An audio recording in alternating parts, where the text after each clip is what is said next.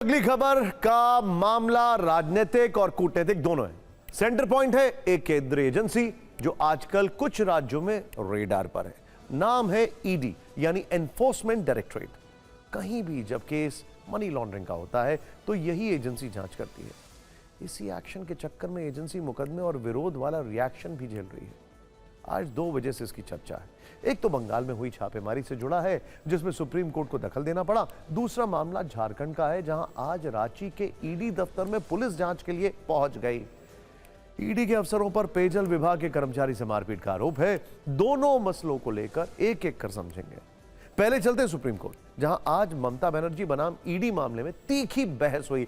बंगाल सरकार की तरफ से सीनियर एडवोकेट कपिल सिब्बल ने मोर्चा संभाला तो सॉलिसिटर जनरल तुषार मेहता ने जांच एजेंसी का पक्ष रखा। यह मामला जस्टिस प्रशांत कुमार मिश्र और जस्टिस विपुल पंचोली की पीठ में सुना गया। सबसे पहले आपको सुनवाई के 5 बिग पॉइंटर्स बताते हैं। पहला, ईडी अधिकारियों के खिलाफ दर्ज एफआईआर पर रोक।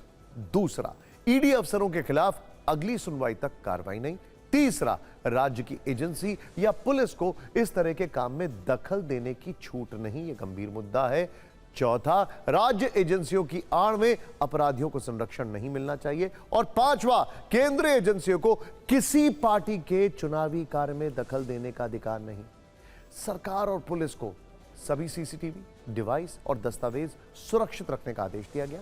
साथ ही ममता बनर्जी, डीजीपी और राज्य के कुछ अफसरों को नोटिस जारी किया गया। इसका जवाब 2 हफ्ते में देना। अगली सुनवाई 3 फरवरी को होगी। कुल मिलाकर देखें तो अदालत ने एजेंसियों के कामकाज में दखल पर गंभीर टिप्पणी की जिनमें राज्यों के लिए भी सुझाव है। अब आपको आज की सुनवाई के कुछ अंश भी ग्राफिक्स के जरिए दिखाते हैं।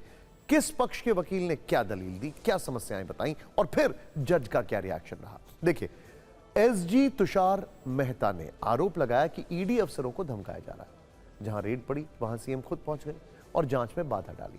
मुख्यमंत्री ममता बनर्जी ने सारी फाइलें जब्त कर ली। यह चोरी है।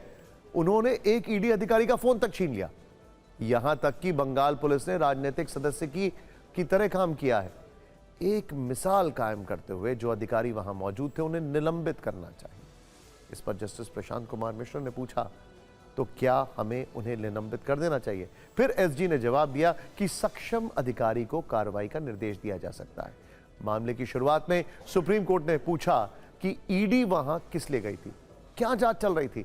इस पर तुषार मेहता ने कहा कि ईडी कोयला घोटाले की जांच के लिए गई थी। सुप्रीम कोर्ट ने पूछा कि क्या कोयला घोटाले की जांच चल रही है।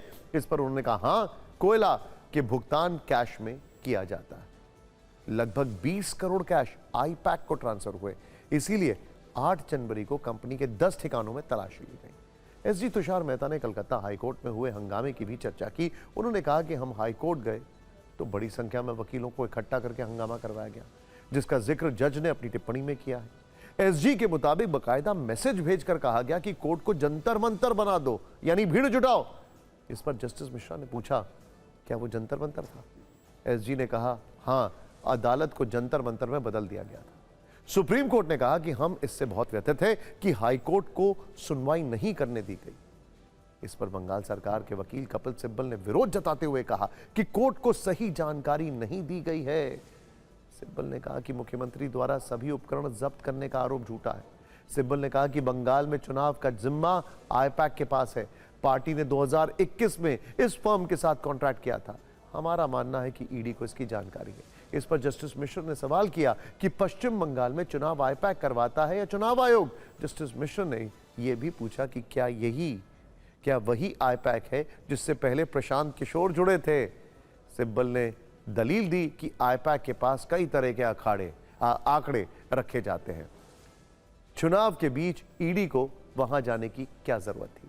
सिब्बल के मुताबिक जिस कोयला घोटाले की जांच को लेकर रेड का दावा किया गया उस केस में आखिरी बयान 24 फरवरी 2024 को दर्ज किया गया था। तब से एजेंसी क्या कर रही थी। सुप्रीम कोर्ट ने सिब्बल को भरोसा दिया कि पार्टी के कागजात जब्त करने के आरोपों की भी जांच होगी। मनी लॉन्ड्रिंग मामले में ईडी ने कोलकाता में आईपैक दफ्तर और उसके डायरेक्टर प्रतीक जैन के घर पर पिछले हफ्ते छापेमारी की थी। लेकिन इसी दौरान ममता बनर्जी के वहां पहुंचने से हंगामा खड़ा हो गया। अब इसी विवाद पर सुप्रीम कोर्ट में सुनवाई चल रही है। आपको बता दें कि बंगाल में कुछ महीने बाद विधानसभा चुनाव होने वाले हैं।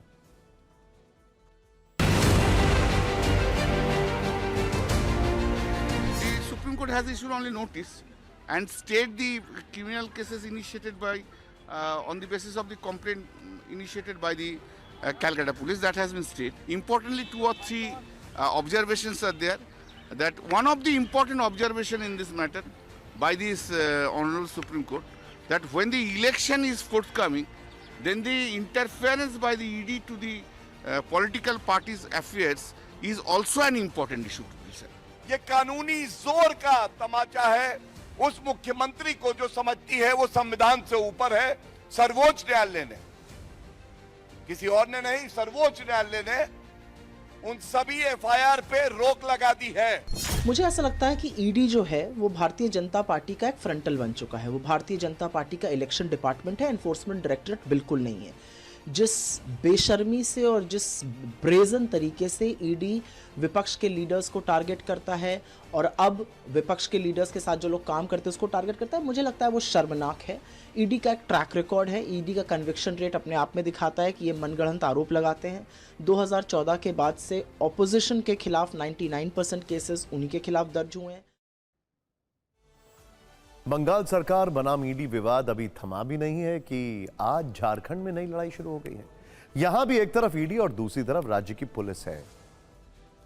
रांची में ईडी के रीजनल ऑफिस पर पुलिस रेड करने पहुंची। एजेंसी को 2 अफसरों पर पेयजल विभाग के कर्मचारी संतोष से मारपीट का आरोप है। उनके खिलाफ एयरपोर्ट थाने में मुकदमा दर्ज कराया गया।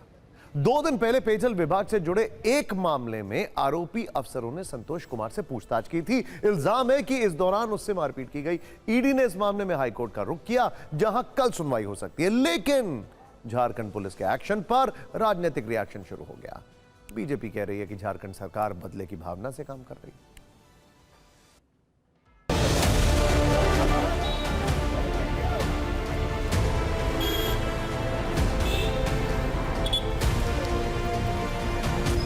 यानी आप कह सकते सुनियोजित तरीके से इस राज्य में घोटालाबाजों को बचाने के लिए सरकार और पुलिस महकमा किस प्रकार से काम कर रही है, इससे बड़ा और ताजा उदाहरण कुछ भी नहीं हो सकता है। और लगता है नियम कानून को तर्ज पर रख करके डीजीपी को आज दादा मिश्रा को भी शायद इसीलिए नियुक्त किया गया। ये पूरी तरह एक प्लांटेड स्टोरी। अब रांची पुलिस पहले से तैयार बैठी थी कि तुम जाओ माथा फोड़ो, हम एफआईआर करेंगे, और आज रांची पुलिस घेर लेती है। तो घोटालेबाज तो घोटाला करते रहेंगे, फिर ये संस्थाओं का क्या बात होगा।